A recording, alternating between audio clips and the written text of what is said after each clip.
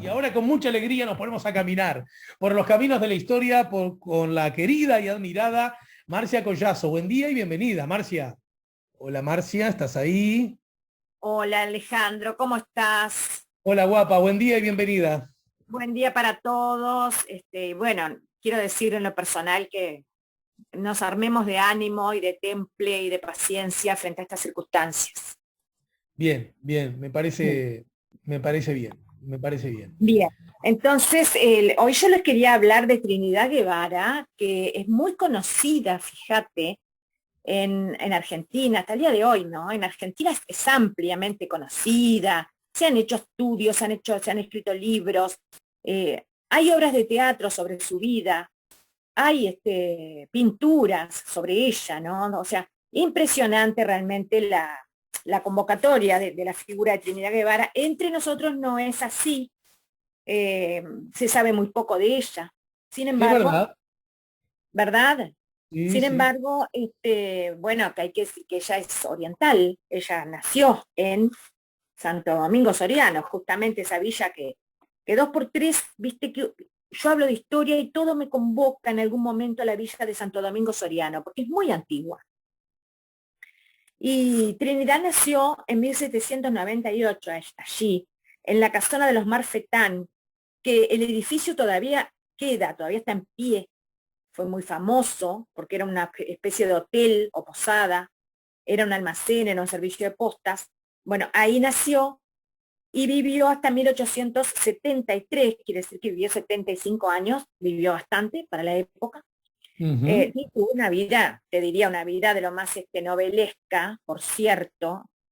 Pensemos que ser actriz en ese momento había que ser muy valiente una mujer, ¿no? Sí, sí, sí, sí. ¿Verdad?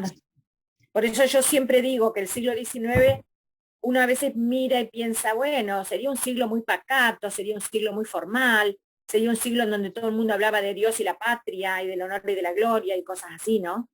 Pero no es verdad. Fue un siglo pródigo en pasiones, incluso te diría más en excesos amorosos.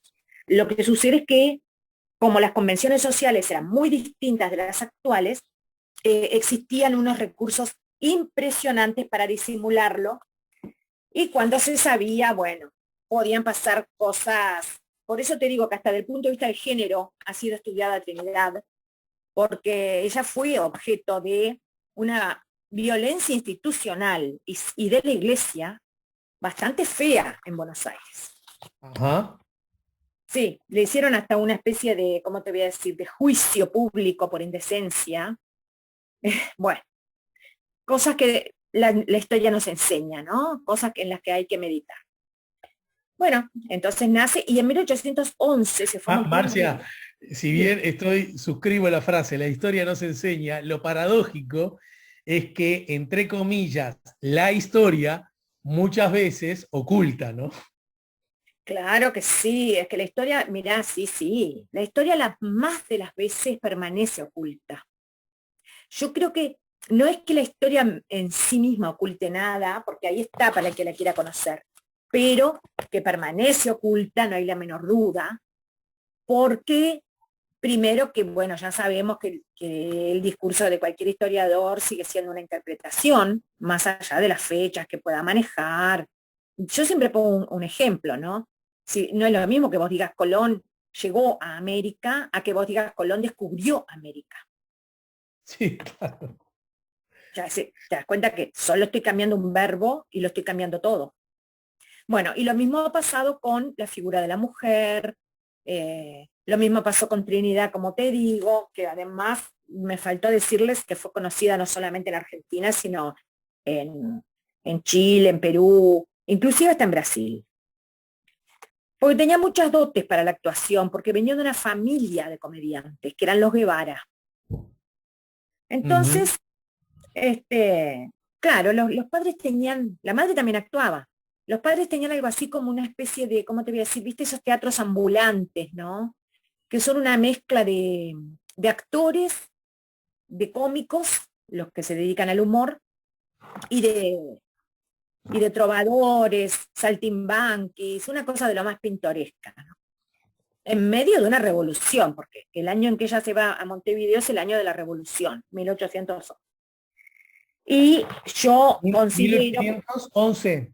11 seguro, es el año del estallido de la revolución, por eso yo que me encanta atar cabos en la historia, considero que los padres se fueron de Soriano, de Santo Domingo Soriano, para escapar de los estragos que estaban causando las tropas, algunas de las tropas de la revolución, que hubo denuncias que le llegaron al propio José Artigas, ¿no? De las tropelías que habían cometido algunas.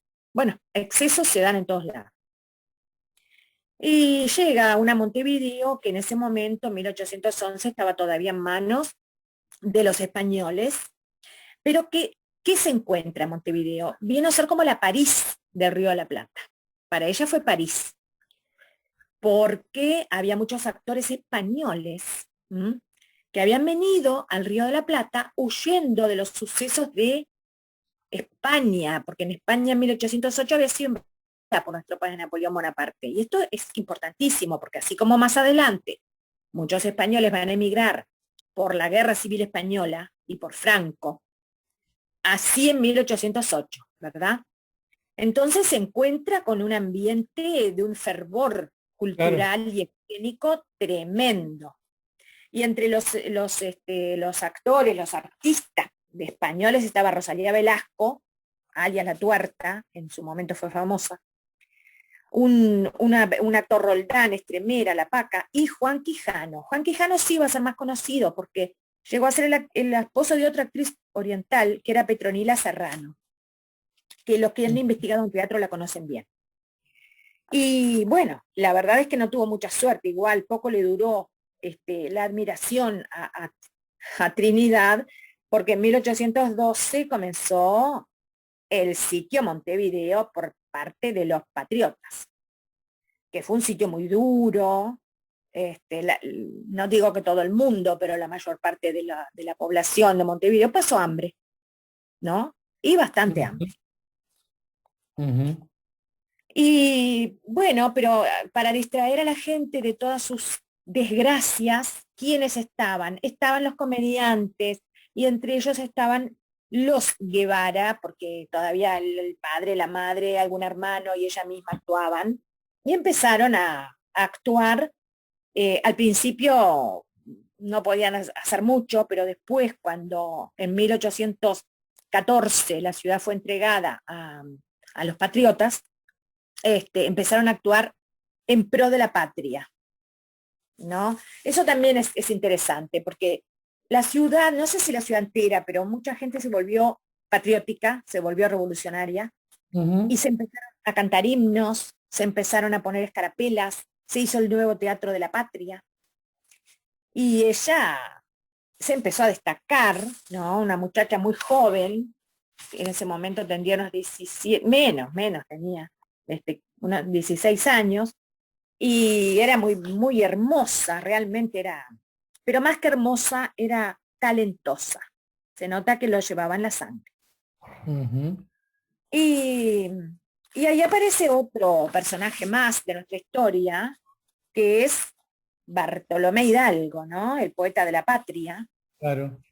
Entonces, lo que hasta ese momento había sido el Teatro de Montevideo era la Casa de Comedias, ¿no? La Casa de Comedias española, que ahora pasa a ser de la patria, y se llenaba, según dichos de algunos cronistas, se llenaba hasta los techos, ¿no?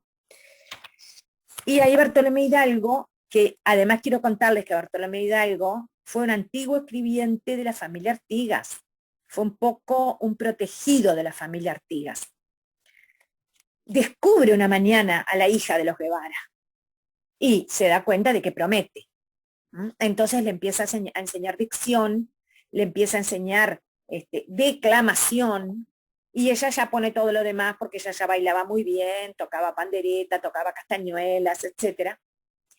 Y en buena medida Bartolomé Hidalgo la forma, le termina de dar esa preparación escénica, y realmente fue un éxito.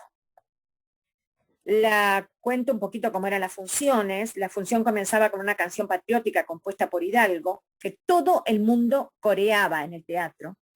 y que decía: bravos orientales, himnos entonad, que Que Artigas Artigas va al templo de la libertad. Que Artigas va al templo de la libertad. Bravos orientales, himnos entonan. Bueno, esto es una maravilla. Esto es una maravilla. Me hace chorizar, Sí, a los oídos y cerizar. pero totalmente, porque vos imaginate que era así, tal cual, tú lo acabas de entonar, que todos los oyentes lo pueden entonces recrear. Imaginemos lo que era que la cantaran muchísimas personas. Y no sabemos si Artigas alguna vez llegó a ir al teatro y a escuchar esto que tú acabas de interpretar. Pero suponemos que no, que nunca pisó la Casa de Comedias, al menos desde que comenzó la Revolución. ¿Mm? Pero bueno, Ajá, ajá. Trinidad se hizo famosa. Y Tal como yo quiero contar a la gente que bueno, que en la preparación del programa, la querida Marcia me había advertido que probablemente íbamos a necesitar más de una entrega y el reloj, un poco por la logística, tanto de compromisos que tenía Marcia y de distribución del programa, así lo obliga. Pero en todo caso, mandame una pastillita más. ¿Cuál es el vínculo entre Trinidad y Manuel Oribe, bueno, el caudillo blanco? mando una pastillita. Cuando Trinidad se empieza a hacer famosa y empieza a cortar sola, como decimos, ¿no? Popularmente, eh, empieza a rodearse de admiradores, pero no Ujú. de cualquier admirador, porque en aquella época había que tener con qué hacerle la corte a una actriz famosa, porque había competencia. Por lo tanto, los señoritos de familia eran los primeros candidatos. Y ella supuestamente tuvo muchos enamorados, muchos cortejantes, pero uno ganó la partida y ese uno fue Manuel Oribe, que también era un hombre muy joven, y, y culmino entonces con esta idea. Manuel Oribe se pone, digamos, de novio con ella y Ujú. para poder verla a sus anchas, le alquila, le consigue en realidad, más que le alquila, le consigue una casa, ¿no? Una casa en la cual ella se instala, que además quiero contar que esta casa había sido confiscada por el gobierno revolucionario, ¿no? A un español que se llamaba Vicente Cal, para más datos, y le pido a la audiencia entonces que vaya sumando esta otra perlita, cómo el gobierno patrio empieza a confiscar y empieza a embargar bienes de los que Artigas llamaba malos europeos y peores americanos. Así que todo, da para todo esto que estoy contando de Trinidad, da para hacer muchas reflexiones Mirá variopintas. lo que te dice Lucas de Villa Española. Ale, buen día, como siempre, Marcia, llenándonos de cultura. Que cuente un día la vida de nuestra Juana de América, una grande. Lo dice Lucas, que manda un abrazo. Bueno, Lucas, la verdad es que sí lo había pensado y en algún momento, bueno, ahora ella nació el 8 de marzo, pero no importa, siempre hay oportunidad de volver a nuestra gran Juana. Bueno, y hablando de la gran Juana, pasamos a la gran Marcia. Mi querida Marcia, nos reencontramos la semana que viene, ¿verdad? Nos reencontramos para seguir esta historia.